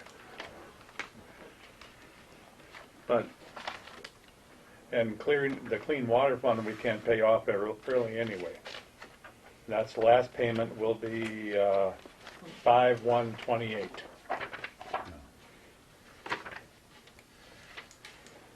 So, What is that? What is the purpose of the tower fund? Not the water tower, but the the cell tower, tower. that, That was kind of an extra slush fund we had for things if we needed, So how much is in that account? and that 500,000. Lauren, can you tell us what's in there? 57,000? yeah, we use 57,000. some of that Yeah, for, a couple of times. a couple of times we've dipped into that. The new contract we have with them is very nice. I think we took some out of there for that water tower project. Yeah, I think that was the pay, yeah. When we first set that up, we basically focused on tangibles around the treatment plant. Like the black topping for the parking lot and stuff like that. Whatever money we reaped on rental for Right, that which tower makes sense. space, it always went towards tangibles around the treatment plant. We probably drifted away with that a little bit if we did contribute towards the water tower, but indirectly, I guess it's all coming out of the same pocket. Told you that we just got that new contract for 25 years Yeah, for the tower. for the tower. It had The last, it had an escalator in it. yeah, an escalator in it, And it's still very in nice. appropriate use. The last year, the contract they'll be paying us $1 million If they keep it. if they keep it. If we need them by then. Yeah. What is it a month now, to pay us? What is it, do you know what they pay us for the cell tower per month? I think I wanna say it's a yearly or Yearly? semi-yearly. I don't know offhand, no. I'm gonna find that out though. Okay. All right, I have nothing else. So when do we decide what we're doing with sewer rates? I mean, we know we can't do anything with Sensian, but what are we waiting for now with sewer rates? I guess is my next question. A lot of tangibles going on right now. Yeah, if, I mean, we're gonna have to raise our rates. How far do you wanna go? Well, I don't wanna go anywhere, but it's a matter of how far do we have to go. I think Dan brought it up too, though. I mean, we can, just like we do in our electric rate study, rates are dispersed differently between commercial and residential. So, I mean, I guess there should be a discussion or a sit down and see how rates can be spread out, where the big users are paying their share, and the residential aren't taken as significant as a hit as possible. You know, obviously we need to be still in reason with our larger customers, because what's to say that they pick up and leave and pick up a different factory? I mean, Yeah. you still got to be competitive with surrounding areas. So We have requested from Baker Tilly to do a sewer rate study, and they just finished up with our audit information last week, and they're supposed to be moving on to the rate study.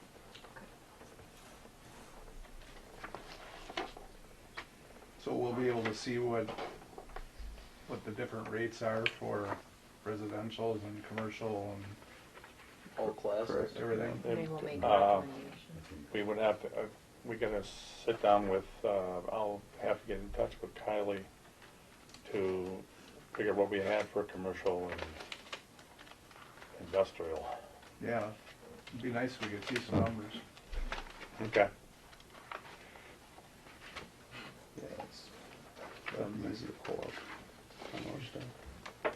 She did the rate, she went to call the other communities, and I called her in the morning. In the afternoon, she called me and told me she had it ready for me. Jeez. I have to commend our staff in the office for getting things done. I call and ask for something. Not a problem. Um,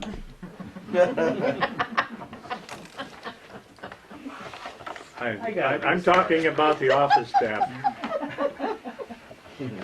Happy to serve. See this one. All right. Can you get those, like, if you get something, can you get those, can you email them out? Yeah. Sure. Sure. All right, can be done. Kylie will read these minutes and go, what the heck did I get into now? So, all right, I have nothing else, and we can't do much on it without some information, so. We'll move on. Mr. Mayor, you have anything? I spoke enough, but I don't know if anybody caught this. Wisconsin paid off $36,000 worth of utility, or 36,000 utility bills, not dollars. 36,000. These are in the three large investor-owned utilities. The article says now they're going to be looking into municipal-owned utilities.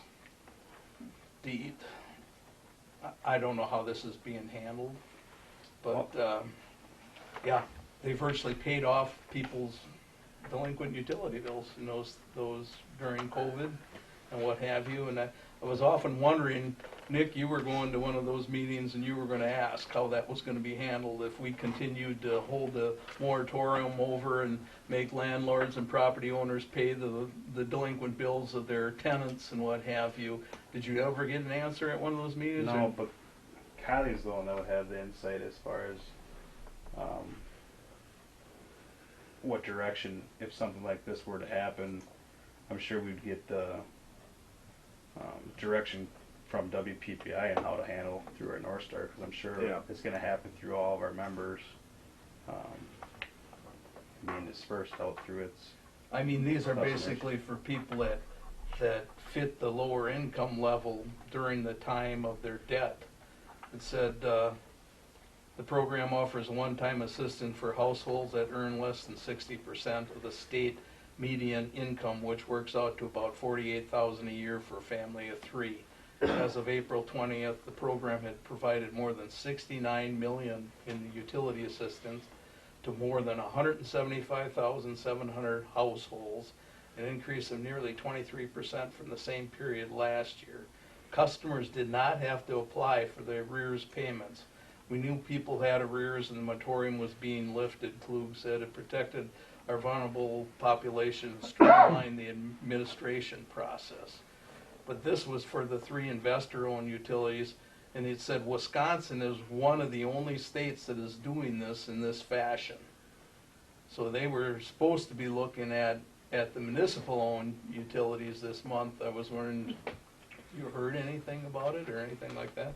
I haven't got anything, you know, usually we get a newsletter from WPPI as I far didn't as, get anything. and I haven't seen anything related to that.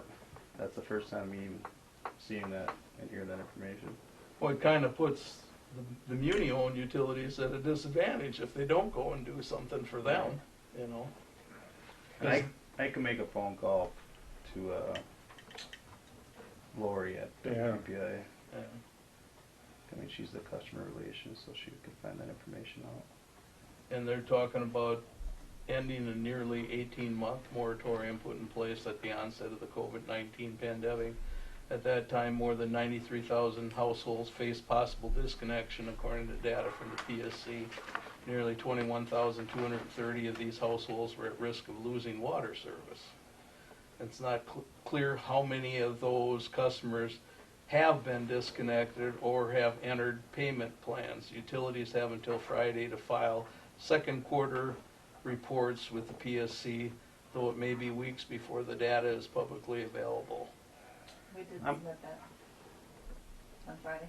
Okay. I was gonna say, I wonder if it's the same type of thing where, like, daycares have been, I know I received, where you have to put down your tax information for COVID relief packages for daycare. I'm sure it's the same thing that's gonna happen now for the utility. It said, Klug said the state is now working to pay off arrears for eligible customers of smaller for-profit as well as municipal and cooperative energy utilities, and expects to receive at least $8 million in additional federal funds that can be used to help pay off the water and electric bills. So, yeah, I was just Disperse wondering, that between how many members and 8 million, well, you know, it's only Wisconsin now. And they've already paid off the investor-owned ones, so now here you're looking just at the munis and the smaller REAs, I suppose, and what have you. No, REAs must be for-profit, aren't they? yeah.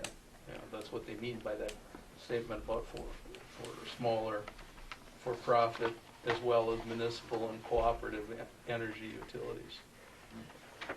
Anyway, just thought I'd throw that out there if you Okay. weren't aware of it, those kind of stuff that I'm always interested in, and always want to make sure we get our fair share, so. Okay. That's all I got. Under old business, there's the letter in there from, what we decided last month for the village of Iron Ridge. So, I don't know if I have nothing under new business.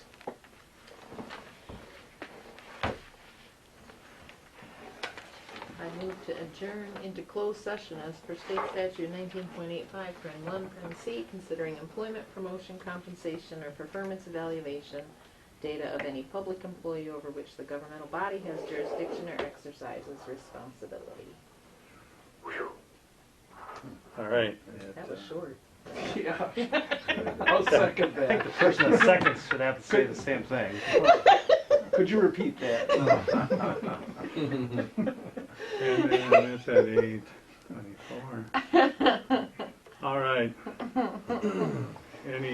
Is there any discussion? If not, Brown, Aye. Kenneth, Aye. Evans, Aye.